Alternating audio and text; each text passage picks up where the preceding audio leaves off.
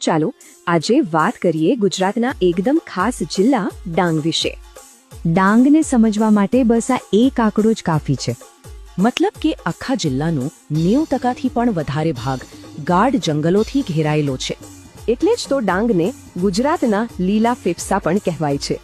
એનો ઇતિહાસ તો છેક રામાયણકાળ જેટલો જૂનો છે, દંડકારણ્ય તરીકે।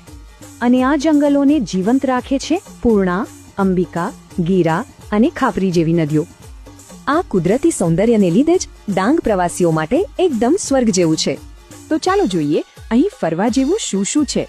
સૌથી પહેલા તો સાપુતારા, ખાસ કરીને ચોમાસામાં આ ધોધનો નજારો તો બસ જોતા જ રહી જવાય એવો હોય છે। પ્રકૃતિ પ્રેમીઓ માટે તો આ જગ્યા કોઈ જન્નતથી કમ નથી। અને હવે ડોનાલ્ડ સ્ટેશન પણ એક નવા ટુરિસ્ટ સ્પોટ તરીકે ઉભરી રહ્યો છે। અહીંનું શબરીધામ પ્રવાસમાં એક આધ્યાત્મિક અનુભવ જોડે છે। પણ ડાંગ માત્ર પ્રકૃતિ જ નથી, અહીંની સંસ્કૃતિ પણ એટલી જ સમૃદ્ધ છે। અહીંનું ચાળો નૃત્ય તો જુઓ, એમાં એક બે નહીં, પૂરા 27 અલગ અલગ તાલ હોય છે। અને હા, ડાંગ દરબાર, જ્યાં સરકાર હોળી વખતે અહીંના 5 રાજાઓને પેન્શન આપે છે। વાત કરીએ ખાણીપીણીની તો નાગલી એટલે કે રાગી એ અહીંનો મુખ્ય ખોરાક છે। આ આંકડાઓ જ બતાવે છે કે ડાંગ ગુજરાતના બીજા જિલ્લાઓથી કેટલું અલગ છે।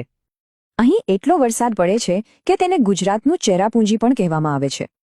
અને ગર્વની વાત એ છે કે આ ભારતનો પહેલો 100% પ્રાકૃતિક ખેતી કરતો જિલ્લો છે।